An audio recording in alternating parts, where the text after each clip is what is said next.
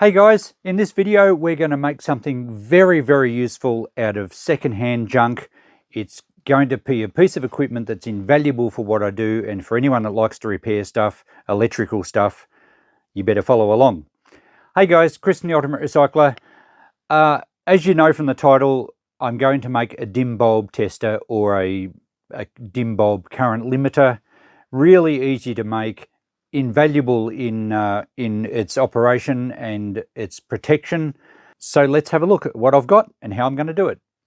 This is what we're going to use, and for anyone that's been following my channel, you have seen all of these before. I scrapped out a 1960s something or other, I forget what it was, but I'm sure I did a video on it, and I saved the cord. This came out of a box we did from an unboxing, and I thought it was a cool piece of beveled timber, and a few of you pointed out that it's actually an old concrete float. It would have had a handle, and it's just basically like a concreting smoothing tool. And you've seen me unbox a few boxes of vintage Bakelite fittings. In fact, they turn up everywhere. I always save them. I quite often tell you guys I get $5 each for the switches, and I save these parts for lamps occasionally. Well, we're going to use those three items mounted on this board, wired up with this cord, and add an old second-hand incandescent light globe, and we're going to have a piece of valuable equipment for the workshop. Those of you who remember, just recently I blew up umpteen parts on this charger from a Dyson vacuum cleaner. Had I been using a dim bulb in circuit when I was powering this up, we wouldn't have had the devastation that we had when I kept having short circuits and things blowing up. So this is a valuable piece of equipment to use. Let me explain how it works on a bit of paper. If we have our outlet from the wall, and in Australia we have 240 volts AC, and if we run that straight to our whatever we're testing, running, repairing, whatever, we'll call that the, I think they call it the device under test, DUT. If we have a short circuit in this apparatus from something we did wrong, or from something that was a fault in the unit that we didn't know about, a short circuit will overload your mains back into the house wiring. You will blow fuses, you will trip circuit breakers, it'll go bang. And there's a fair chance you will do more damage to your device because of a massive overload of current. What our dim bulb is going to do, we're going to have our outlet from the wall. We're going to run, this is our active, this is our neutral. Our neutral will go straight through to our device under test, or whatever you plug in. And our active will go via a light globe and then continue out to our output. Now, what the light globe does is it limits the current. So if you have a direct short here, or say we didn't have anything on the end of our wires and we touched them straight together, instead of big sparks, lots of smoke, and a tripped house circuit breaker, or possibly a fire or anything, all it's going to do is light up the light globe, just like having a switch here. So we're limiting the current. We can monitor what's happening by how bright the light globe glows, and I am going to include in the circuit a switch as such, so that when I close the switch, it takes the light bulb out of the circuit and gives us full power. But with the switch open, we will be running whatever we run through this, through the light globe, which will give us a good indication of what's happening, a visual indication, and that's why it's called a dim bulb tester, because when something is operating at reasonable current draw, and you have a matched globe to it, the globe will just glow very dimly or hardly at all. If there's an overload here for whatever reason, the globe will go flat out, really bright, and we'll have a chance to turn the main power off. That's a simple form of the dim bulb tester that we're going to make. Now, I've decided to use these old bits and pieces because, well, I like vintage stuff, so a nice rustic piece of timber. I do like the old Bakelite stuff. And the cord will be suitable, and it's high enough rating that will be fine. And incandescent light globes, I've got boxes of them. So I like the look of this, but also it's free. This is absolutely free stuff that I thought will be handy one day. Indeed, it will be. What I thought I'd do is put the globe in the middle, the switch probably this end, and I'm going to mount it. I've got an idea of where I'm going to put it in my little workshop. The power outlet this end. I'll probably have the cord just going underneath. We're going to have to do a little bit of drilling and channel work underneath the timber, and that's going to mount on the wall that way, just above my workbench. Easy access to plug things in, good vision for the light globe, and easy access for the switch when I want to go full power. And the power will run from my isolation transformer, which has a main switch on it that I can disconnect instantly I see too much brightness. Now I've laid them out on the board so they look evenly balanced and in the right spots.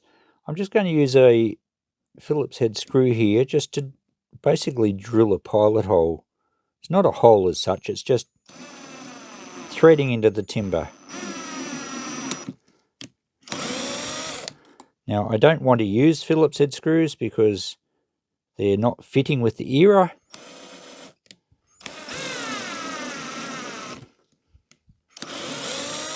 I like things to look of the right age, and a shiny Phillips head screw does not look the right age as Bakelite fittings.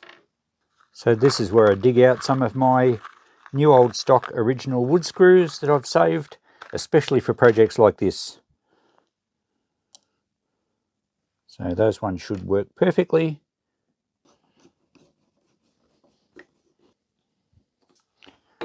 That's going to work beautifully. Of course, I've got to take it off to wire it and to drill the holes in the middle for the wiring to go.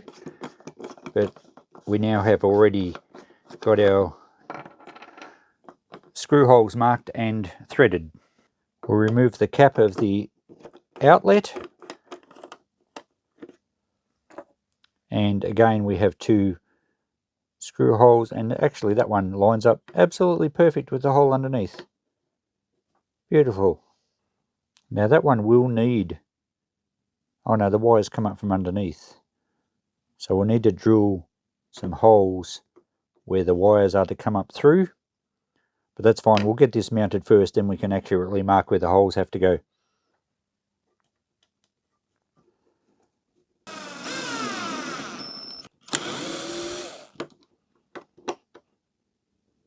So that's mounted that securely.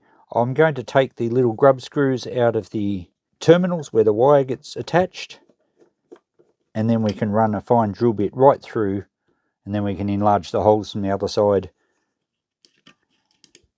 So that actually probably won't even need to come off again, although I may give the timber a little bit of a sand and just a bit of a coat of stain or something just to seal it.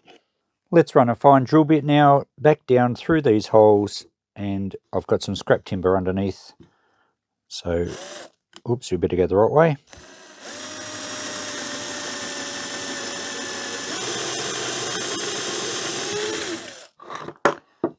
And there we have our three holes.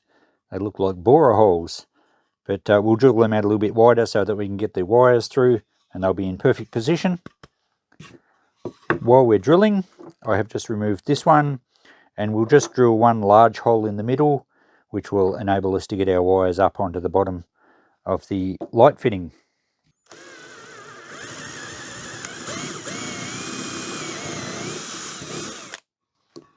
Nice and soft, this pine. Now we need to organise our switch, so we'll take the top cover off.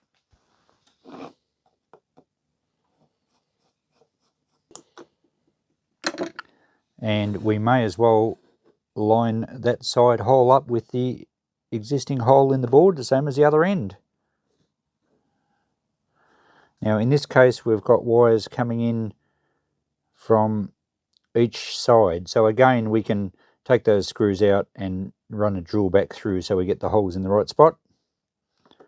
Let's get the mounting hole done first. Of course, nobody will see that they're original flathead screws under the cover, but I will be happy knowing that they are. Oh, that hole's a little large. We might have to put a heavier gauge screw. Lucky I've got a whole drawer full of them. Okay, so I've mounted both of those. They don't actually need to come off now. and I've drilled the holes out a bit larger at the back. So now we need to make some channels. I want to bring the mains cord in from underneath around about here, because that's going to suit where it's going to be powered from. So I think I'll make a channel into here, and we'll join these two together with a channel and then run one along the center, remembering we also have to run an earth wire all the way through to the outlet so that the outlet is earthed as well. That is the earth pin, that one there. So basically I'm just going to channel out a section right through. The board's plenty thick enough so that it's not going to affect its strength, and the wiring will all be tucked away neatly under here, which will probably screw to the wall in the workshop. Be nice and neat, out of the road and safe. And now, using my new Makita little router or trimmer, I'm going to channel out through here. I've just done a review on this recently. If you want to have a look at that, I'll put a link up the top. I've never done any routing before in my life as far as these things go, and this, after a little bit of clumsy beginning, it's brilliant to use, and I'm sure I'll get really handy at it, and it'll be great for jobs like this. So I'll continue to route this out following the channels that I've drawn, and I'll pass along again a little bit deeper. I wanted to do it in stages so I didn't put too much strain on things, and that'll be ideal for our wiring to sit.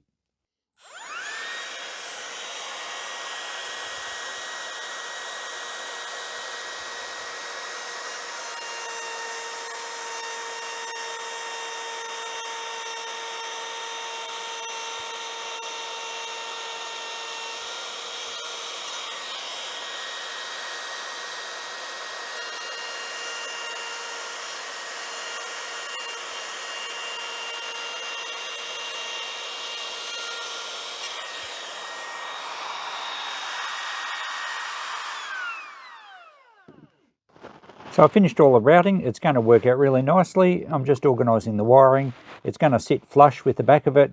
I could probably use some hot glue just to keep the wires in place, but I'll get them all wired up first. So the neutral just goes straight through to the outlet, and as does the earth, and the active wire, or the hot wire, goes to the light globe, which is going to be in the middle. So this one's going back to there. And the switch this end, and then the other side of the switch and the other side of the light globe go back to the outlet, so these are in parallel. So pretty easy wiring. I've just used extra of this wire, which is the same. I've cut this cord just to length so that it doesn't end up a big tangle on my bench. I've measured out where it's going to go. You may have realised that I've got this slot in a different spot, because I think I was talking over this side. Yeah, I think I was talking here initially, but I've changed things around a little bit. I'm going to put it in a slightly different spot on the wall. So that should work well. Let's just get it wired up and we can actually give it a test before we put it in the workshop. I've got my creation now finished. How good does that look? Nice and vintage. I haven't still secured the wiring, but I've got it all wired up. It's quite neat. And as I said, I might just put some hot glue just to secure it. But it's all going to sit nice and flat when it's screwed against the wall later. So to give it a test, just to demonstrate how the dim bulb kind of works, I've got it plugged into my appliance tester, and if I turn that on now, I've got the bypass switch off. So if I turn that on now, nothing happens, but we should have mains power here at the outlet through the bulb. So if I plug something in, here's an old valve radio that came in the shop the other day. I haven't looked at it. The lady said it was working. She used to use it. It had been in the shed. It's got some damage. The case is damaged, and I don't think it's ever been restored. But let's plug it in. You know, we don't really know the condition of it, other than the fact that the lady said it was working. But let's plug it in through the dim bulb tester. We'll turn our power off here for the moment. We'll put our cord into the outlet. And I'll turn the switch on the radio on. It doesn't matter, you don't need to see the radio. But the radio should come on, it should draw a bit of current, and it should show on the bulb. It should just glow a little bit and then go dim if the radio's working, well, at least in electrically safe condition. So let's turn the power on. Just a slight glow. I don't know if the camera picked that up, but we have a fairly high wattage globe in here, and that does make a difference. I'll demonstrate that. We'll turn it back off. We'll swap our 75 watt globe out for a 25 watt globe. So because the appliance that we're plugging in and the globe are actually sharing the power, a 25 watt globe will light up more easily, so we should see a much more obvious glow when we turn it on. And there we go, it went bright, it's dimmed off a little bit, but it's still glowing as the radio valves warm up, and it's actually reducing power. So that tells us that the radio is electrically quite safe. It draws a little bit more current on startup because it charges up the capacitors and things, and then once it kind of warms up, the power draw backs off a bit, and we can see from the globe that it's drawing, I think those radios probably draw about 40 watts or something, so it's sharing the power with the globe. If we have a really high wattage globe in there, it probably won't even glow at all, even on startup. Now I have another radio here. Let's turn that off. This is a much more modern radio. It's possibly late 70s, early 80s. It's AM/FM radio. It has a mains cord, and I think it only draws about 4 watts, so hardly any current at all. That probably won't even make this 25 watt globe light up. Let's try it. So I'll plug that one in. I've turned it on at the radio, and we'll turn it on now with the 25 watt globe. So there we go, you heard it come on. The globe didn't even give the slightest flicker because the radio runs, it only draws 4 watts. It only needs a little, like, it grabs the power and doesn't give any back to the globe. If you are testing something that draws a really high current, you need to have a higher wattage globe in here. I've seen some people set up their dim bulb testers with 2 sockets, and they can actually put 2 like 100 watt globes in to give you 200 watts. So depending what you're testing and how much it draws, you need to alter your wattage of your globes. But let's give you another demonstration of what this thing can do safety wise. Let's take this radio out and let's plug in a direct short. So you can see what I've done there. It's the active and the neutral wires are twitched together, an absolute straight out short. If you plug this into a normal power point and turned it on, you would have a major bang, lots of sparks, smoke. You would definitely trip your house circuit breakers or fuse box. You would overload your wiring, and it could even start a fire. In an appliance, a direct short can quite often cause a lot of damage to other parts in the appliance before it trips your circuit. Let's turn the power on with a direct short. What happens? Nothing other than the light globe glowing. So you can see how it's a safety. I'm still not going to touch that because it's 240 volts, but I would be much safer if I accidentally touched a live wire through a dim bulb, because at least I'm not going to get the full belt of current through the main system. The light globe's going to share some of it. So it's a simple little circuit that provides protection, a little bit of safety protection for us, but then we should have an isolation transformer which gives us total, well, a lot more protection. But protection for your equipment when you're firing up something that you've worked on and you're not sure that it's right or it's unknown, this is going to be invaluable. And of course, I didn't mention, but if we have the bypass switch on, it's like the light globe isn't even there, and our mains is going straight into this board and straight out there. And you're giving something full power then, because by the light globe sharing some of the current, it does drop the voltage back, and some things won't run when their voltage gets a bit low. So that's why once we're sure that it's safe, we can switch the light bulb, basically switch the light bulb out of the circuit, and we can run our equipment for whatever testing. So there we go. Thanks for watching, guys. I'll leave this video here. I'm going to mount this in my room, and I'll probably do a second follow-up video when I get around to doing it. And I'm thinking of incorporating some really nice old a voltmeter and an ammeter, perhaps just to monitor the voltage and the amperage. I think it'll really add to that nice rustic look. Do you like it? I like the old Bakelite stuff. I like the old wood. I'm not even going to stain it or anything, you know. I'm just going to leave it exactly as it is, and I'll just secure the wiring on the back and we're done. So a dim bulb tester, a current limiter, call it what you will, This one cost me absolutely nothing, secondhand parts, and I wouldn't be the ultimate recycler if I didn't do that. You could certainly go to the hardware and buy an outlet, a switch, and there's plenty of YouTube videos on making these, and pretty good instructions, and there's variations as well. This is pretty well as simple as it gets, and it's going to serve my purpose nice.